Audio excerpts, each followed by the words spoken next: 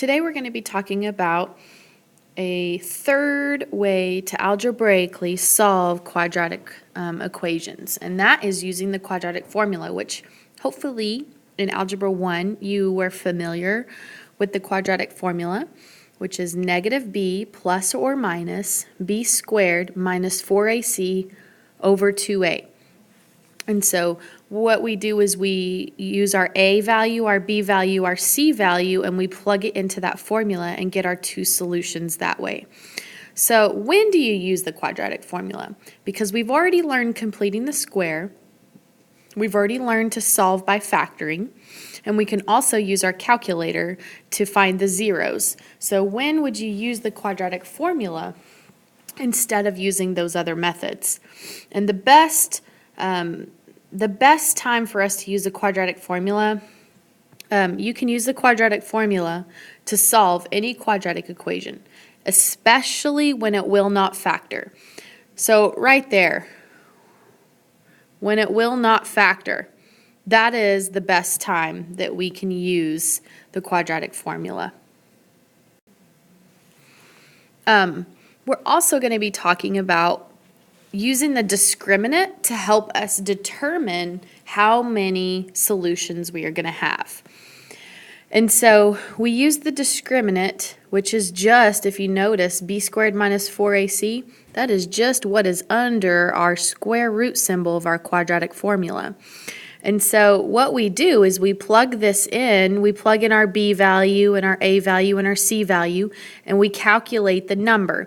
So you're just going to get a number like, say, I got 11. Okay, now, according to the different discriminants, that determines how many solutions you're going to have. So let's say that I got 11. Because it's a positive number, that automatically means I have two solutions. Because if you think about it, if this whole value equaled 11, okay, square root of 11, then that would mean that I would have two solutions. Okay, now, if I got, let's say that I got a negative number, like negative 5. So think about what that would mean if underneath your radical you had negative 5. That would mean that you have no real solutions.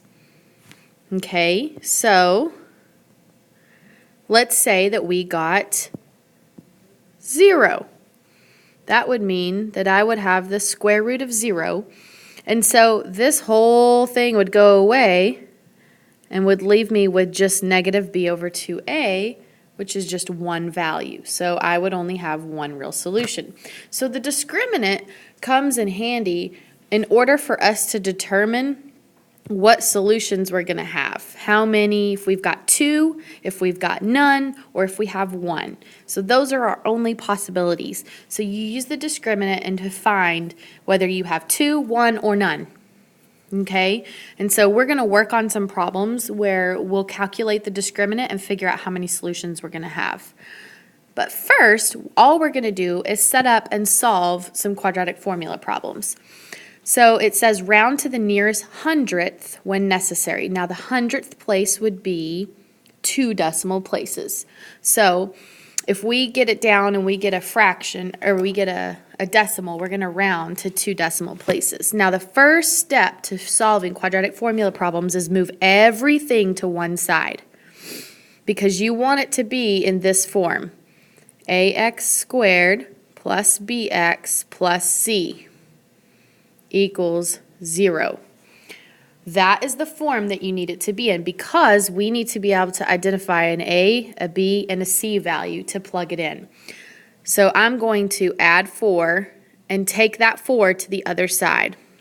So then I have x squared plus 4x plus 4 equals 0. So then what I'm going to do is I'm going to say, okay, I know my a value is the number that's in front of the x squared term, so that is going to be a 1. My b value is 4, and my C value is 4. It's very important to make sure that you also pay attention to the signs, because that's positive 4. So I have a positive 4, and that's positive 4, so I have a positive 4. Okay, if these were negatives, then you would have to make sure that your terms were negatives. Then we just plug it into the formula.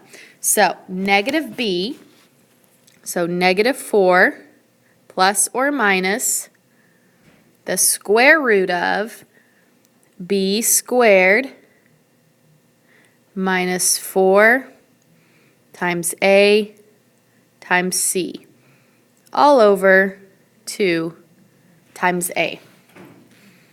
So from here, I'm just going to do simplification. So if I were to plug everything under my square root into my calculator exactly as I see it, that's my first step. Okay, so 4 squared minus 4 times 1 times 4. And when I do that, I get 0. So negative 4 plus or minus the square root of 0 over 2. Now, the square root of 0 is 0. So what that means is that this term right here, he just goes away.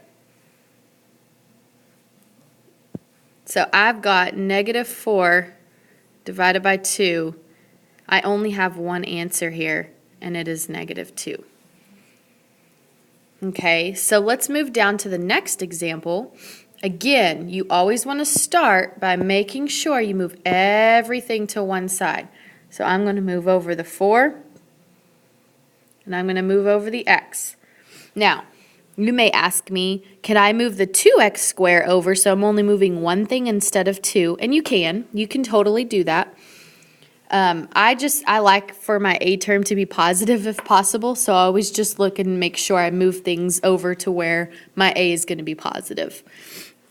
So I've got 2x squared minus x minus 4. Now, why did I write it in this order instead of this order?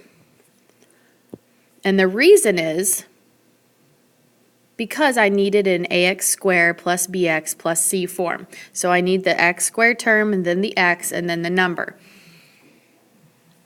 So I went ahead when I moved it and just rearranged it so that it was in order. So my a value is 2. My b value is negative 1. And my c value is negative 4. Make sure you are very diligent about your signs, because if you plug it in with the wrong sign, it will give you an entirely wrong answer. So I'm going to set it up in my formula.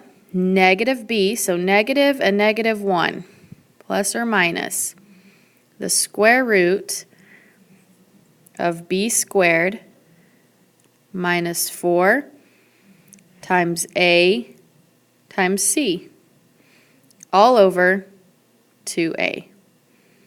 So again, first step is simplify this down first. So plug everything under your square root into your calculator. Negative 1 squared, in parentheses, minus 4 times 2 times negative 4. And when you do that, you get 17. So I'm going to clean up now. Now first off, I'm going to take care of this negative 1. Negative and a negative make a positive. So that's going to turn into positive 1 plus or minus the square root of 17 over 4. Now from here, we want to make sure that our square root, the number that's under our square root, won't simplify anymore. So can you break 17 down to anything that is a perfect square you can take out? No, you just have 1 times 17. So this right here is as simple as we can make it. If it would break down, then you would need to do that. Let's say, for instance, we're going to just, this is my final answer for this problem, but we're going to play with this a little bit and pretend, let's say that my final answer was 2 plus or minus the square root of 12 over 4. In this kind of situation, you would want to make sure, can 12 break down to anything that you can pull out that is a perfect square? And so we have the square root of 4 times the square root of 3. So when we take the square root of 4, that leaves us with 2. So this would simplify, square root of 12 would simplify to 2 squared to 3. So this is how you would write it.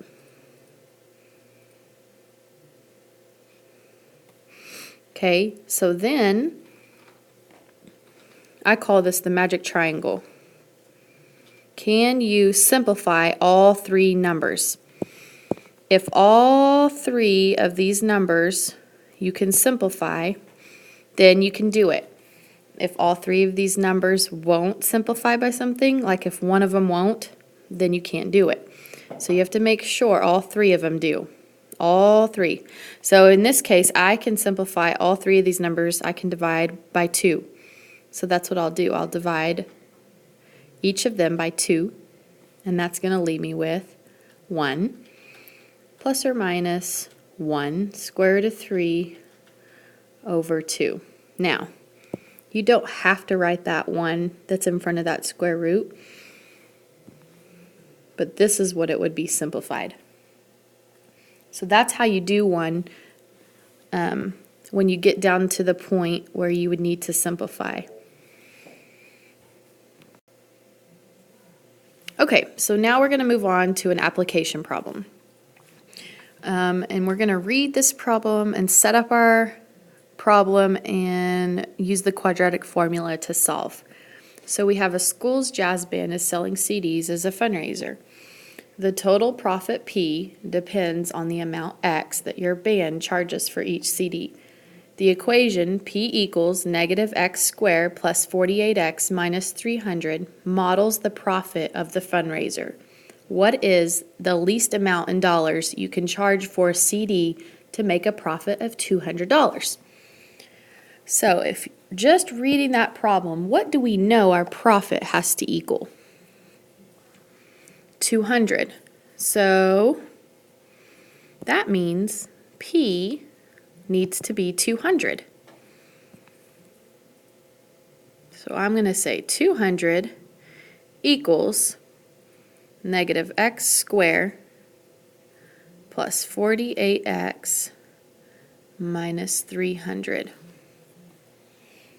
From here, what I'm going to do is I'm going to make sure everything is moved to one side. It's set equal to 0.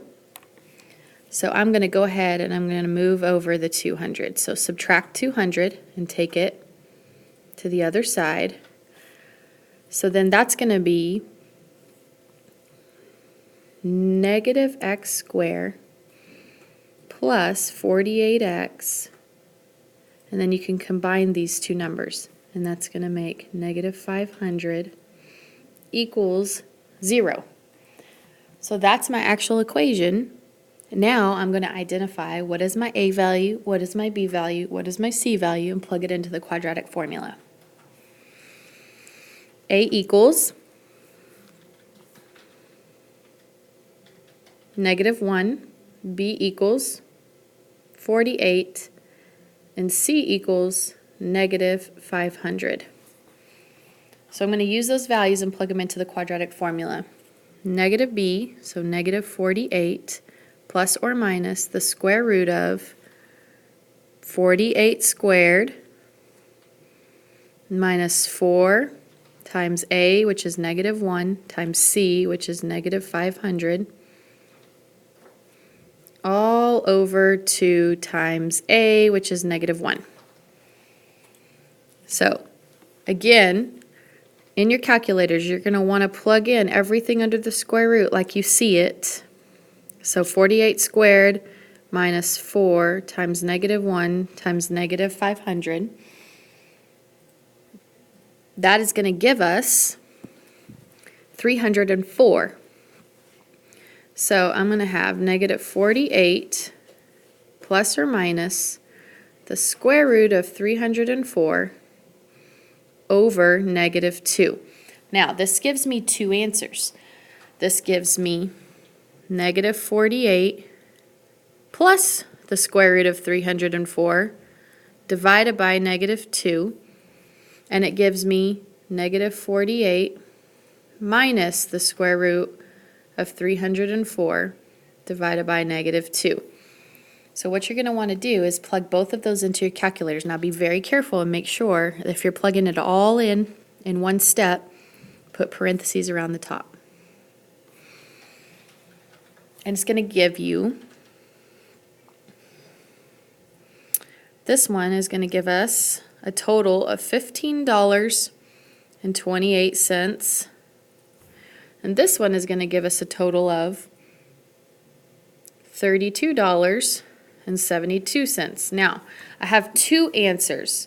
So we need to look back at the problem and see, it says, what is the least amount in dollars you can charge for a CD to make this profit? So I need to pick one of my answers. And that's going to be the least amount, which would be $15.28. This one we can toss out.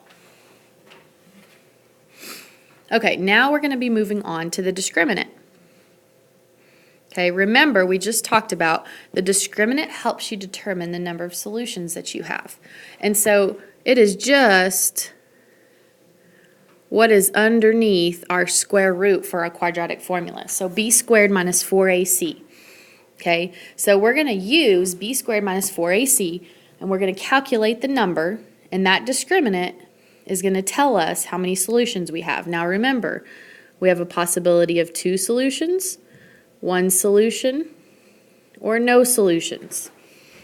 This is if we get a negative number, this is if we get 0, and this is if we get a positive number. So keep that in mind as we go through.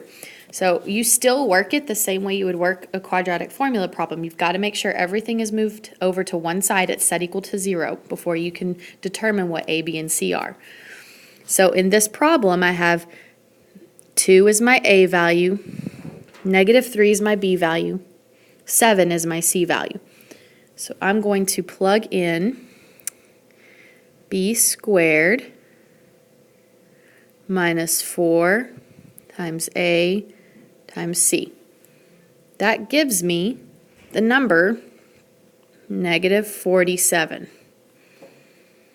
So I have, this is the discriminant, which is -47. So that means that I have no solutions.